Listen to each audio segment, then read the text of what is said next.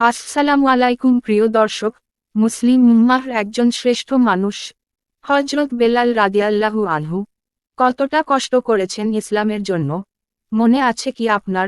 দ্বীনের জন্য ত্যাগ স্বীকার, শারীরিক মানসিক নির্যাতন সহ্য করা এবং মৃত্যু নিশ্চিত জেনে ও সামনে এগিয়ে যাওয়া মানুষের সংখ্যা কম নয়, তবে এদের মাঝে হযরত বেলাল অন্যতম, কারণ ইসলাম গ্রহণের কারণে তাকে যে কঠিন অগ্নি পরীক্ষার মুখোমুখি হতে হয়েছিল, অন্য কাউকে এমন বিপদের সম্মুখীন হতে হয়নি।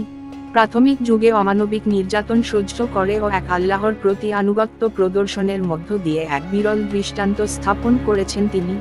তার মা ছিল মক্কার কালো কৃতদাসীদের একজন, সে কারণে কেউ কেউ তাকে কালো দাসীর ছেলে বলেও ডাকত। হযরত বেলাল লালিত পালিত হন মক্কা মুকাররমায়। তিনি ছিলেন আব্দুদ্দার গোত্রের কয়েকজন এতিম বালকের কৃতদাস। মৃত্যুর আগে তাদের পিতা কাফেরদের নেতা উমাইয়া ইবনে খলফকে তাদের অভিভাবক নিযুক্ত করে যান। নতুন ধর্ম ইসলামের আলো যখন মক্কা নগরী আলোকিত হয়ে উঠল, মহানবী সাল্লাল্লাহু আলাইহি ওয়াসাল্লাম যখন কালেমার দাওয়াত প্রচার শুরু করলেন, হযরত বেলাল তখন ইসলাম গ্রহণকারী প্রথম সৌভাগ্যবানদের অন্তর্ভুক্ত হয়ে যান। এমন এক সময় তিনি ইসলাম গ্রহণ করেছিলেন যখন পৃথিবীর বুকে তিনি এবং কয়েকজন লোক ছাড়া আর কোনো মুসলিমদের অস্তিত্ব ছিল না। ইসলাম গ্রহণকারী প্রভাবশালীদের ওপর মুশরিক নেতৃবৃন্দ কোনো নির্যাতন করার সাহস পায়নি, কারণ বিপদে আপদে তাদের পাশে দাঁড়ানোর মতো শক্তিশালী আত্মীয়স্বজন ছিল। পক্ষান্তরে দুর্বল দাস দাসীদের পক্ষে দাঁড়ানোর মতো কোনো আত্মীয়স্বজন বা বন্ধু বান্ধব ছিল না। ফলে অসহায় দুর্বলদের ওপর কুরাইশ নেতারা চাপিয়েছে নির্যাতনের পাহাড়। এ অসহায় লোকদের ওপর নির্যাতন চালানোর দায়িত্ব নিয়েছিল একদল কঠিন ও নির্দয় কুরাইশি কাফের। আবু জাহল হযরত সুমাইয়াকে হত্যা করে এ দায়িত্ব পালনে সর্বপ্রথম কৃতিত্ব দেখায়। দায়িত্বপ্রাপ্ত ওই পাষণ্ড হৃদয় কাফেরদের অত্যাচার ছিল চরম অমানবিক। হযরত বেলালকে নির্যাতন করার দায়িত্ব নিয়েছিল উমাইয়া ইবনে খলফ এবং তার পাষাণ হৃদয়ের কিছু সঙ্গী।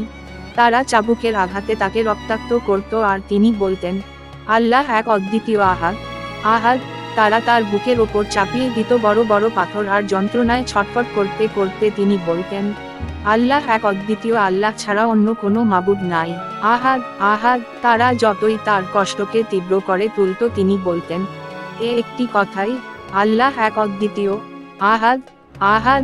তারা তাকে জোরাজুরি করত লাত মুজ্জা দেবদেবীর নাম নিতে, কিন্তু তিনি অবিরাম শুধু আল্লাহ ও মুহাম্মদ নামই উচ্চারণ করতেন। তারা বলতো, আমরা যেভাবে আমাদের দেবদেবীর নাম জপ করি তুইও সেভাবে কর। হযরত বেলাল জবাবে বলতেন, ওইগুলো আমি ঠিকমতো উচ্চারণ করতে পারি না।